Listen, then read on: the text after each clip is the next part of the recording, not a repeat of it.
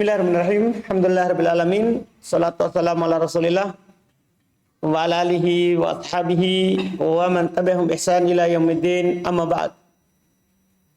Baik, alhamdulillah kita melanjutkan kajian kitab Umdatul Ahkam min kalami khairil anam karya Imam Abdul Ghani Al-Maqdisi rahimahullahu taala. Kita di pertemuan ini alhamdulillah masuk di bab baru, yaitu bab dukul al-khala wal istitobah.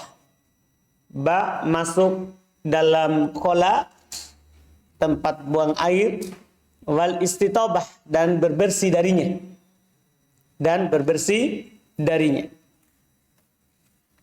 Bab ini Masya Allah juga masuk bab yang penting di dalam pembahasan toharoh. Ya, dalam pembahasan apa? At-toharoh. Karena seorang tidak dikatakan sah toharohnya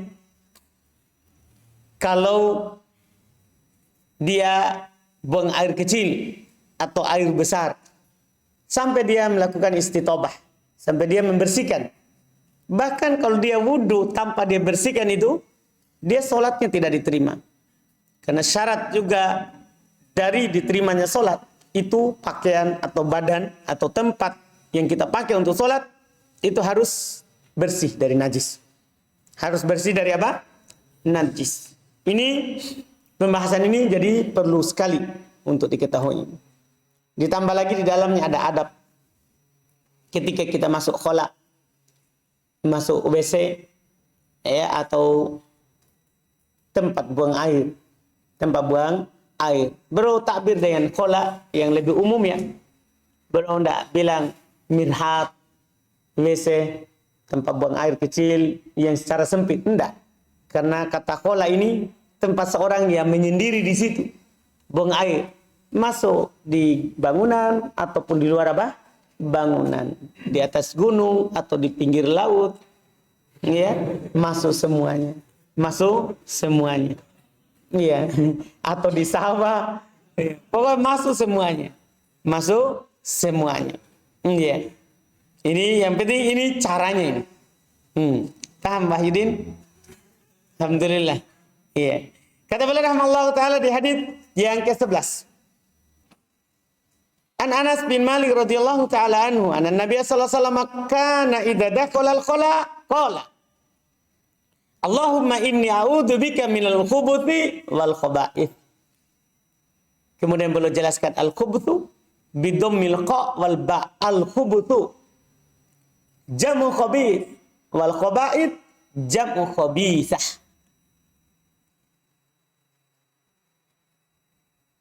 Ista'adha min dhukrani syayatin wa inathihim.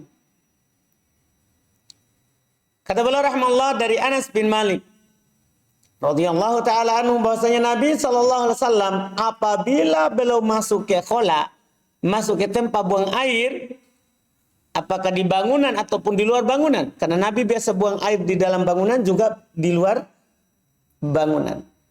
Kalau beliau ingin ke sana, beliau berkata, Allahumma inni a'udzubika minal khubuthi wal khaba'ith. Beliau baca doa ini. Ya Allah, saya berlindung kepadamu dari al-khubuth. Sebentar akan disebutkan apa itu al-khubuth. Wal khaba'ith, dan dari al-khaba'ith. Al-khubuth di dhamma kha dan ba-nya, huruf kha dan ba-nya di dhamma. Khubuth itu jam'u khabith, jama' dari khabith, jama' dari mudzakarnya. Wal khaba'ith, sementara khaba'ith jam'u khabithah, jama' dari khabithah yang perempuannya. Berarti dia berlindung di sini kata beliau dari syaitan laki-laki dan syaitan perempuan. Sudah kita maklumi bersama bahwa al-khala itu tempat tinggalnya syaitan. Buat tempat buang air, WC dan semisalnya itu tempat tinggalnya apa? Syaitan. Maka doa ini sangat indah untuk dibaca supaya kita terlindung dari khubut dan khaba'ith, dari syaitan. Ini yang kita baca. ketika masuk di tempat itu. Ketika masuk di tempat itu. Dan ini biasa Nabi SAW baca. Datang dalam riwayat lain tapi bukan dalam Bukhari Muslim. Bahwa Nabi juga membaca Bismillah. Nabi juga membaca apa? Bismillah. Dan Nabi jelaskan bahwa satr, pelindung antara seorang hamba dengan syaitan di dalam WC itu adalah bacaan apa? Bismillah. Dengan pandangan jin. Jadi kalau kita baca Bismillah, kita buka pakaian di dalamnya, itu tidak dilihat aurat kita. Tapi kalau kita tidak baca, dilihat. Dan lafadznya beda ya, dipisah. Artinya ini hadisnya berbeda. Boleh Bismillah saja, boleh yang ini saja. Dan boleh digabung dua-dua juga tidak apa-apa. Kita baca dua doa, cuman dalam satu riwayat doi. Misalnya ada riwayat dari Anas, digabungkan. Bahwa Nabi masuk WC membaca Bismillah dan Allahumma inni a'udzubika minal khubuthi wal khaba'ith. Dengan satu riwayat, satu konteks, langsung dua begitu. Itu doi. Yang sahihnya itu dipisah. Maksudnya riwayat yang terpisah. Kalau terpisah berarti bisa yang itu saja atau yang ini saja. Walaupun juga dibaca dua juga tidak ada masalah. Tidak ada apa? Masalah. Iya, ini sunnahnya kalau kita mau pergi buang air. Masuk tempat situ. Sudah mulai masuk. Kalau di bangunan, maka sebelum masuk pintu kita baca. Kalau di tanah lapang, maka sebelum kita singkap pakaian kita. Nah, saat kita sudah mau turunkan itu, maka kita baca Bismillah. Atau kita baca Allahumma inni a'udzubika minal khubuthi wal khaba'ith. Ini hadis pertama. Dan ini dibaca sunnah hukumnya. Sunnah hukumnya.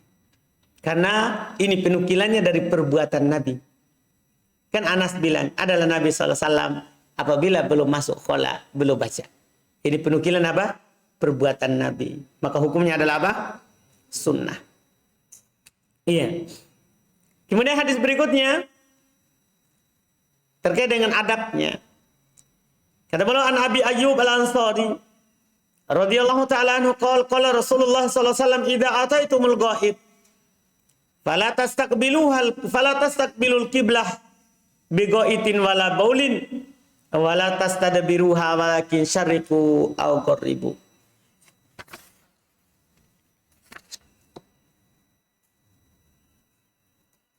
Langsung ke-13 wa an Abdullah bin Umar bin Khattab radhiyallahu ta'ala anhuma qala raqitu yawman ala baiti Hafsah fara'aitu an-nabiyya sallallahu alaihi wasallam yaqdi hajatahu mustaqbil Syam wa mustadbirul Ka'bah. Dua hadis ini sengaja ana baca sekaligus karena fikihnya langsung satu kali sebentar. Kita terjemahkan.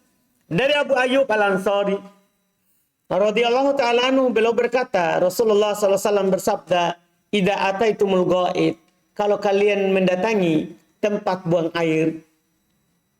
Kalau kalian datang ke tempat buang air, ya, al-ghaid artinya makan al-munkhafid, tempat yang rendah yang bisa kita bersembunyi di dalamnya kalau kita buang air.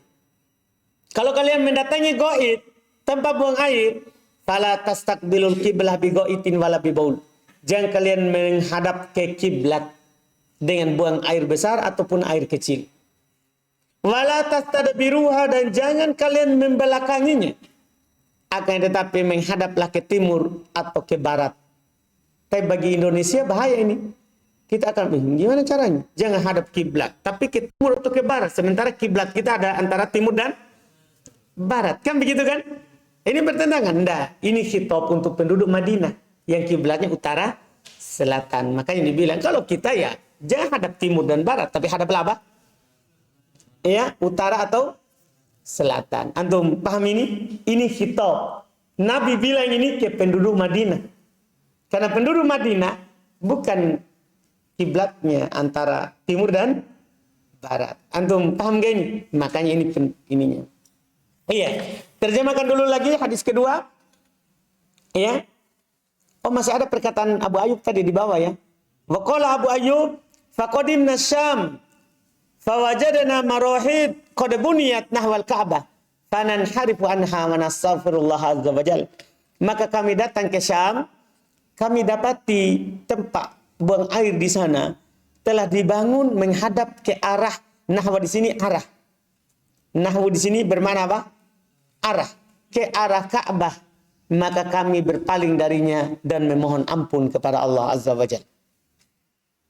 Dalam hadis Abdullah bin Amr bin Umar bin Khattab radhiyallahu taala anhuma beliau berkata, saya pernah suatu hari naik di atas lotengnya Hafsah, di atas rumahnya Hafsah. Maka saya melihat Nabi buang air menghadap ke Syam dan membelakangi Ka'bah. Sekarang kan bertentangan kan? Tadi tidak boleh menghadap atau membelakangi. Kalau sekarang Nabi melakukannya, malah membelakangi Ka'bah dan menghadap ke arah Syam. Ke arah Syam. Ini dua hadis ini beliau ingin menyampaikan kepada kita apa hukum hadap kiblat atau membelakangi kiblat ketika buang air. Ketika buang air. Dalam masalah ini ada 8 pendapat, tapi di sini bukan saatnya. Ada 8 pendapat terkait dengan hukumnya. Di antara pendapat yang paling terkenal adalah 2. Yang paling terkenalnya 2, ya, yaitu di antara para ulama ada mengatakan haram membelakangi atau menghadap kiblat saat buang air besar ataupun air kecil. Dalilnya hadis yang pertama, yaitu hadis Abu Ayyub Al-Ansari. Ya kan? Nabi mengatakan kalau kalian datang ke tempat buang air, jangan belakangi, jangan menghadap Ka'bah, juga jangan apa? Membelakangi. Kan dilarang. Berarti hukumnya apa? Haram dengan hadis itu. Sementara ulama lain lagi mengatakan boleh membelakangi atau menghadap apa? Ka'bah. Apa dalilnya? Hadis yang kedua dari Abdullah bin Umar bin Khattab radhiyallahu taala anhu, bahwasanya pernah dia naik ke atas rumahnya Hafsah dan dia lihat Nabi SAW membuang air membelakangi apa? Kiblat. Membelakangi kiblat. Ini kan hadis menunjukkan apa? Bolehnya. Paham kan? Karena hadisnya itu. Bagaimana hadis pertama? Sementara pendapat pertama mengatakan bagaimana hadis kedua? Kan begitu. Paham kan? Ini masalah. Kalau kita pegang pendapat pertama, kita akan menolak pendapat hadis kedua. Kalau kita pegang pendapat kedua, kita akan apa? Membuang hadis yang pertama. Paham kan? Makanya di sini yang paling kuatnya adalah dikompromikan. Dikompromikan. Yang Nabi larang tadi itu, jangan menghadap kiblat atau membelakangi, itu kalau di tanah lapang. Kalau di bangunan, boleh, karena Nabi di bangunan di hadis Ibnu Umar. Ya kan? Kan Hafsah naik, Ibnu Umar naik di atas rumahnya Hafsah. Kemudian dia melihat Nabi buang air membelakangi apa? Kiblat, Ka'bah. Berarti di mana ini? Di bangunan. Ini kompromi yang sangat bagus. Kita amalkan 2 hadis jadinya. Paham kan? Yaitu kita katakan, kalau di tanah lapang, di pinggir pantai, ya, di sawah, di tanah yang tidak ada bangunannya, di sungai, ya, di sungai, atau di mana saja di luar bangunan. Paham kan? Maka tidak boleh menghadap atau membelakangi. Tapi kalau di dalam bangunan, boleh. Itu komprominya. Dan ini pendapat yang paling kuatnya, yang mengkompromikan. Yang mengkompromikan. Antum bisa paham ini? Paham ya? Itu komprominya yang paling bagus.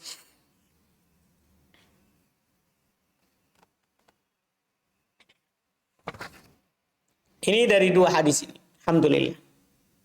Makanya di hadis Abu Ayyub, ya, itu kan dikatakan, ya, dengan lafaz umum, idza ataitumul ghaid. Kalau kalian mendatangi apa? Buang air. Paham kan? Umum. Sementara hadis Ibnu Umar khusus apa?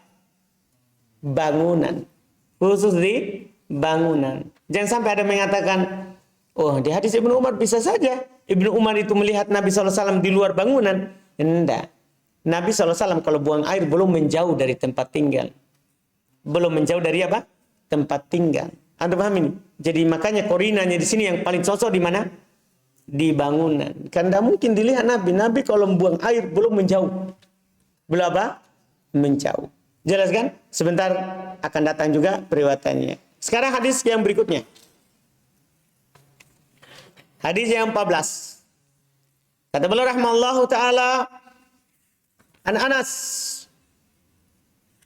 Ibn Malik radhiyallahu taala anhu qala annahu qala kana Rasulullah sallallahu alaihi wasallam yadkhulul qala fa ahmilu ana wa gulamun nahwi idawatan min ma wa anazah fayastanjiya bil ma al anazah al harba as-saghirah.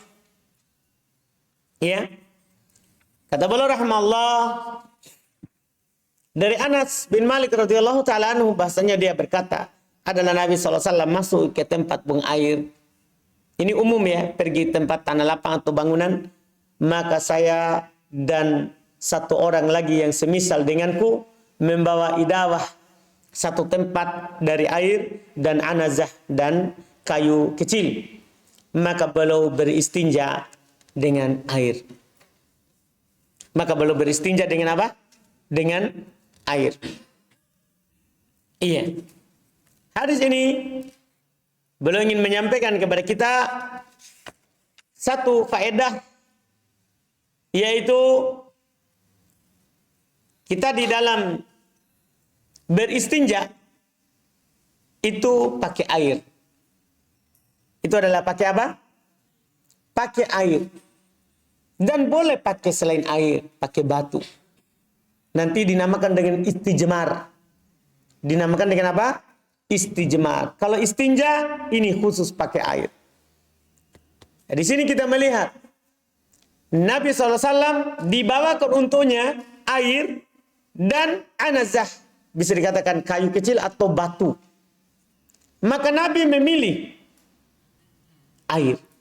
Pertama Nabi Anas membawakan dua.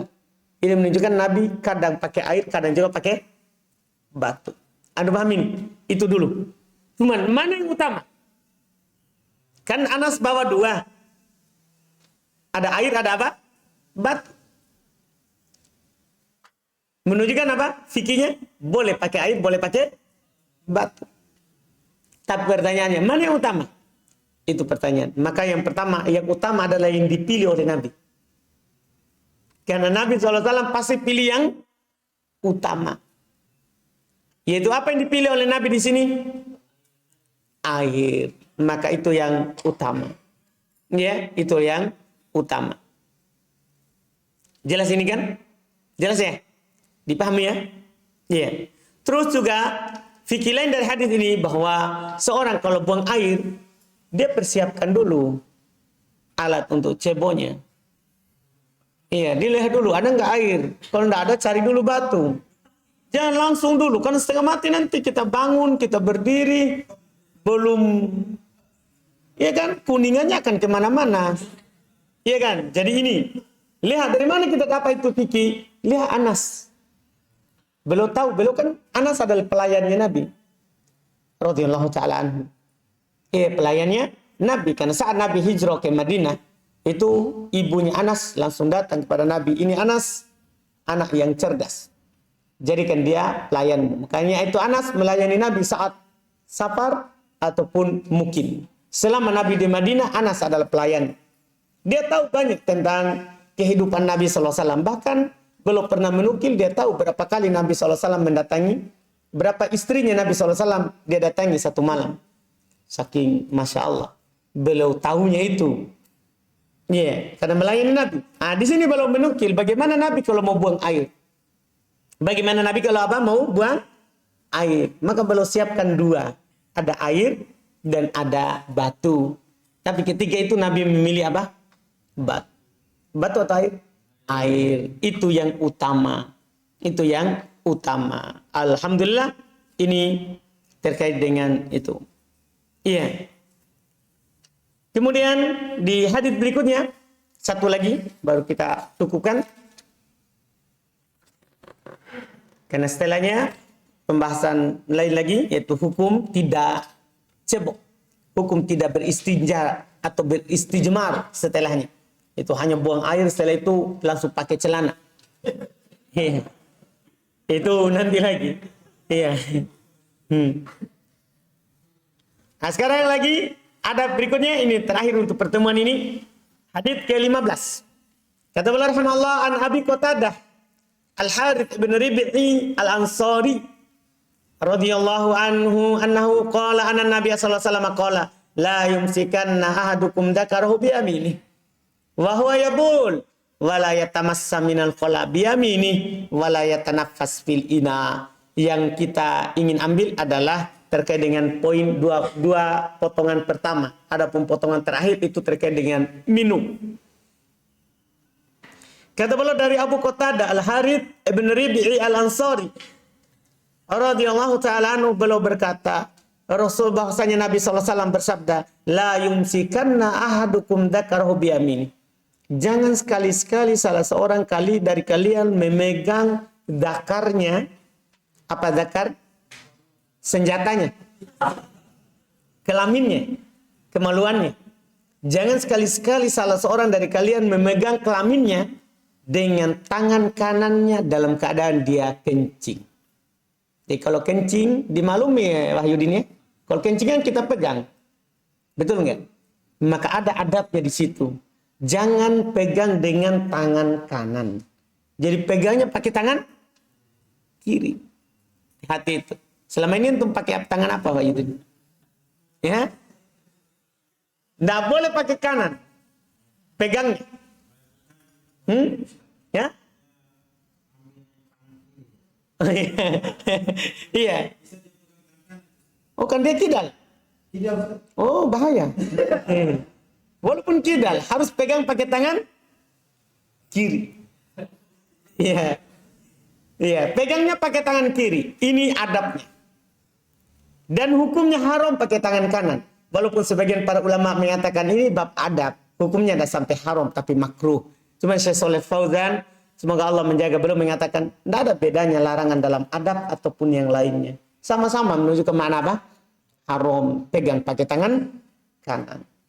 Kemudian wala yatamassa minal khala bi yamini. Tidak boleh kita cebok dengan tangan kanan dalam kolam, dalam buang air. Jadi dua yang dilarang. Tidak boleh dipegang pakai kanan, tidak boleh juga cebok pakai kanan. Semuanya apa? Pegang pakai kiri, cebok juga pakai kiri. Itu mudah ya. Kan untuk pakai air, ambil airnya pakai apa? Kanan kan? Berarti kita pegang dan ceboknya pakai kiri. Yang masalah kalau batu. Ini masalah itu kadang batu. Kan masalahnya kan kita biasanya pakai kanan. Kalau pegang-pegang sesuatu mudah. Ini kan? Ini yang masalah ini. Yang pakai batu. Kadang orang dia pegang pakai kiri, kemudian dia usap pakai kanan. Tidak boleh. Harus pakai kiri. Bagaimana caranya? Atur sendiri. Masa harus diajarkan? Iya kan? Iya kan? Antum paham ini? Hah? Kita paham sih? Antum paham ini? Jadi ini yang masalahnya yang pakai batu. Kalau air kan biasanya orang ambil gayung air pakai kanan, baru dia cebok pakai kiri. Dia pegang juga pakai kiri, dia cebok pakai, dia tuang airnya pakai kanan. Ini tidak masalah. Masalah ini kadang batu. Yang masalah ini apa? Batu. Ya gampang, biarkan saja baru lap pakai batu. Kan harus dipegang kalau yang dipegang itu saat hidup airnya. Kan saat keluar keran airnya, dibuka keran airnya kan, kalau kita tidak pegang, itu akan kemana-mana. Iya kan? Betul nggak? Betul nggak itu Wahyudin? Kalau antum tidak pegang, bisa dipraktekkan itu. Kalau tidak dipegang kan kemana-mana. Iya kan? Betul nggak itu? Iya kan? Kadang kencang ke depan sana, iya kan? Kalau tidak diukur ini ukurannya, iya. Betul nggak Pak Yudin? Betul nggak ini? Betulkan dulu atau tidak? Betul nggak? Iya. Jadi kan yang perlu dipegang saat itu saja. Adapun kalau sudah habis, kan boleh dibiarkan saja baru kita lap pakai apa? Batu atau pakai tisu. Jelas ini? Yang jelas tidak boleh pakai kanan. Walaupun ada dari ulama yang ana bilang tadi mengatakan ini larangan makruh. Kan ini babnya bab ada. Tapi yang benarnya untuk hati-hati kita katakan haram. Karena memang asalnya sama antara adab dengan yang lainnya. Sama. Kemudian yang terakhir itu di luar daripada pembahasan kita, wala yatanaffas fil ina, dan jangan dia bernapas di tempat air minum. Ini kalau antum minum, jadi jangan sambil napas di dalamnya. Minum di gelas sambil di hidung keluar angin. Itu dilarang. Dilarang. Kalau antum ingin napas, hentikan minumnya. Jadi minum, ingin napas, hentikan. Baru minum lagi. Anda paham kan? Ini sunnahnya. Ini masuk dalam bab makan dan minum. Ya, tidak ada bukan di bab ini. Cuman Abdul Ghani Al-Maqdisi rahimahullah ta'ala, beliau kalau menyebutkan hadis maka beliau sebutkan semuanya, sempurnanya. Beliau tidak potong. Dan ini memang cara ulama ada dua seperti itu. Misalnya Imam Muslim, kalau belum sebutkan hadis, belum sebutkan sempurna. Padahal tidak sesuai dengan judul bab. Hanya sepotong saja. Beda kalau Imam Al-Bukhari. Kalau Imam Bukhari, di dalam Sahih Bukhari, belum potong sesuai dengan kebutuhan di bab itu.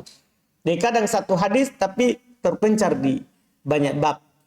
Karena Imam Bukhari belum hanya potong sesuai dengan apa? Ini. Makanya dihafal, kalau orang hafal Sahih Muslim, dia lebih bagus daripada Sahih Bukhari. Karena Sahih Muslim, dihafal di bab toharo, nanti berulang di bab lain dengan satu lafaz fikih yang belum inginkan, berarti mudah. Karena sudah pernah dihafal apa? Lafaznya. Kalau Sahih Bukhari dia potong-potong. Jadi lebih banyak jadinya hadisnya daripada di Sahih Muslim. Paham kan? Ini. Nah, ini kita cukupkan alhamdulillah dengan pembahasan itu. Nanti pekan depan kita masuk lagi di hadis berikutnya. Di hadis berikutnya. Sisa satu atau kita selesaikan? Jangan ya. Sisa dua, sisa satu. Tidak apa-apa. Nanti kita akhirkan saja nanti baru masuk di bab berikut. Alhamdulillah.